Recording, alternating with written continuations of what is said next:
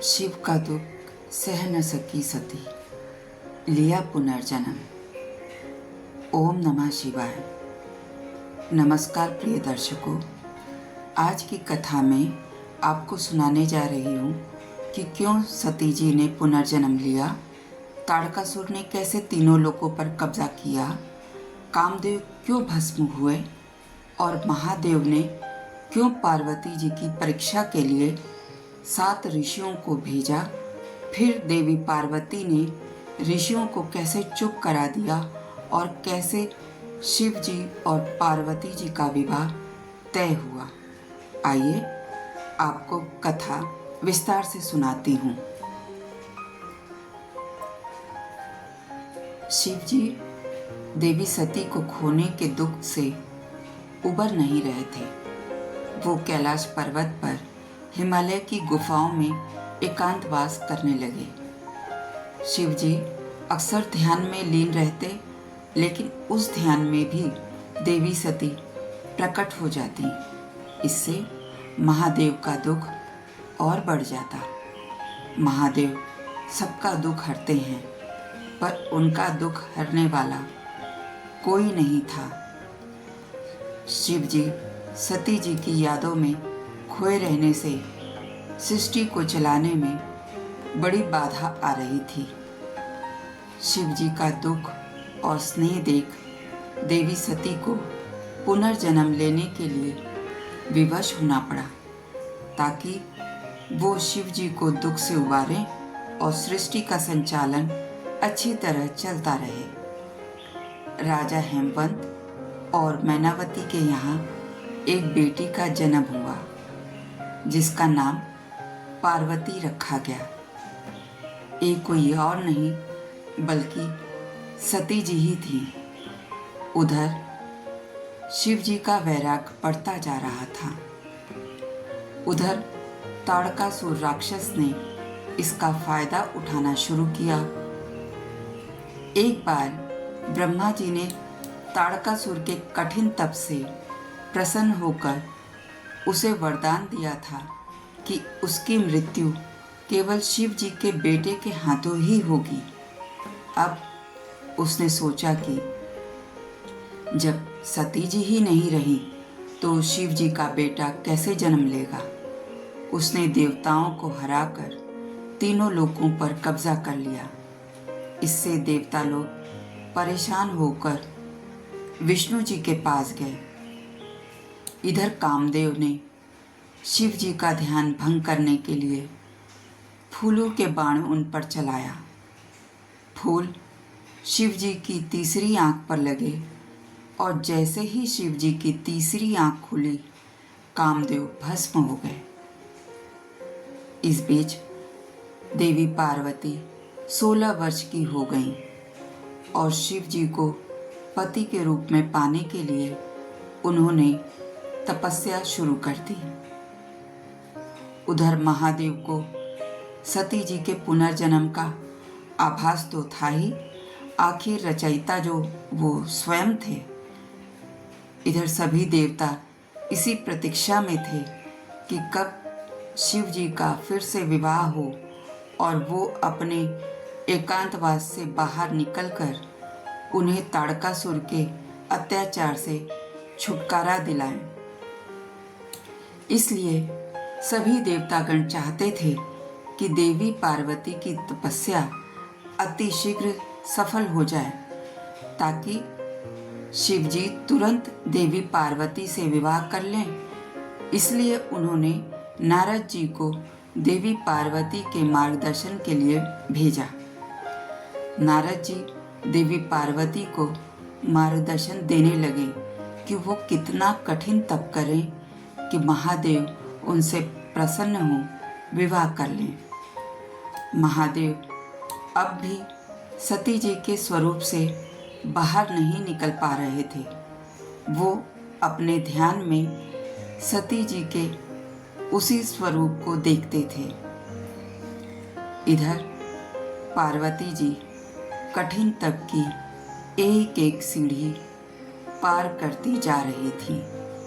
उन्होंने पहले फल खाकर उपवास किया, फिर पत्ते खाकर जीने लगी और अब उन्होंने पानी और हवा के सहारे जीना शुरू किया।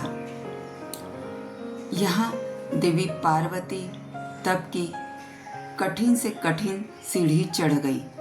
अब वो बर्फ पर नंगे पैर चलने लगी और बर्फ पर ही सोने लगी। देवी पार्वती के माता पिता बेटी के कठिन तप को देख आंसू बहाते थे, पर पार्वती जी के दृढ़ फैसले के सामने उन्होंने बेटी का सहयोग करना ही उचित समझा। उधर शिव जी ने देवी पार्वती की परीक्षा लेने की ठानी। शिव जी जानना चाहते थे कि देवी पार्वती अपने संकल्प में कितनी दृढ़ हैं। उन्होंने 7 ऋषियों विश्वामित्र, वशिष्ठ, गौतम, भारद्वाज, कश्यप, अत्रि और जमदग्नि को देवी की परीक्षा लेने भेजा। ये 7 ऋषि देवी पार्वती के पास पहुंचे तो देवी को अचरज हुआ कि इतने सारे ऋषि उनसे मिलने क्यों आए हैं। ऋषिगण को देख देवी पार्वती ने उनके चरणों में प्रणाम किया तो ऋषिगण ने कहा, हे जगतजननी भवानी, आपका कल्याण हो। जब ऋषिगण बैठ गए तो देवी पार्वती के चेहरे पर प्रश्न देख विश्वामित्र जी बोले, आप यही जानना चाहती हैं ना कि हम आपसे मिलने क्यों आए हैं? हमें आपकी चिंता हुई, इसलिए आपको सचेत करने आए हैं। देवी पार्वती उन्हें प्रश्न भरी नजरों से देखे जा रही थी। वशिष्ठ जी बोले, आप जैसी सुंदर कन्या के लायक नहीं है महादेव। विश्वामित्र तुरंत बोल पड़े, भूतों के बीच भभूत लगाकर रहने वाला आपके लिए योग्य नहीं है। बाकी ऋषियों ने दोनों ऋषियों की बात का समर्थन किया। तभी गौतम जी बोले, जगत जननी, महादेव से विवाह कर आप सुखी नहीं रहेंगी। महादेव आपके लिए योग्य वर नहीं हैं। देवी पार्वती इतना सुनते ही गंभीर हो गई। विश्वामित्र और वशिष्ठ जी की नजरें मिली, जैसे कह रहे हो, जगत जननी का किशोर मन हमारी बातों में आ गया। तभी देवी पार्वती बोली, आप सभी मेरे लिए चिंतित हुए। मैं आप सबकी आभारी हूं कि आप लोगों ने मेरे बारे में इतनी गहराई से सोचा। देवी पार्वती ने हाथ जोड़कर कहा, पर महादेव की निंदा में कुछ भी सुनना पाप है मेरे लिए। कृपया अब उनकी कोई निंदा न करें। मेरा सुख, मेरा सौभाग्य महादेव के साथ ही है। मैं उनसे विवाह करके ही रहूंगी, यह मेरा अटल निर्णय है। देवी पार्वती का महादेव के प्रति यह अटल प्रेम देख ऋषिगण प्रसन्न हुए और बदले में उन्हें सफलता का आशीर्वाद देते हुए बोले, जगत जननी भवानी, सदा आपकी जय हो। 7 ऋषि महादेव के पास पहुंचे और बताया कि देवी पार्वती का तप भंग करने की उन लोगों ने पूरी कोशिश की, लेकिन जगत जननी टस से मस नहीं हुई, बल्कि कड़ाई से उन्हें ही चुप करा दिया। यह सुन महादेव प्रसन्न हुए। उन्होंने विवाह के लिए हाँ कर दिया और ऋषिगण से कहा, अब पार्वती को और कष्ट उठाने नहीं दूंगा। आप लोग विवाह की तिथि निकालिए। सब ऋषिगण खुशी से महादेव की जय बोलने लगे। महादेव विवाह के लिए राजी होने की सूचना देवलोक में पहुंची और पूरा देवलोक खुशी से झूम उठा। विष्णु जी सभी देवगण को देख बोले, अब ताड़कासुर का अंत निश्चित है। सभी देवताओं के चेहरे खुशी से चमक उठे। देवी पार्वती नंगे पांव बर्फ पर चल रही थी। तभी नारद जी पहुंचे और उन्हें शुभ संदेश दिया। और देवी पार्वती के माता पिता को विवाह की तैयारी करने को कहा। देवी पार्वती ने खुशी से चहकते हुए नारद जी से कहा कि आपका बहुत बहुत आभार, आपके मार्गदर्शन से यह संभव हुआ है। नारद जी बोले, देवी, यह सब महादेव की लीला है। महादेव और देवी पार्वती का विवाह संपन्न हुआ और महादेव फिर से अपने वैवाहिक जीवन में रम गए। प्रिय दर्शकों, कथा का सार यह है कि सब लीला रचने वाले तो महादेव स्वयं ही थे, पर भगवान को भी उस लीला का पात्र बनकर रहना पड़ा।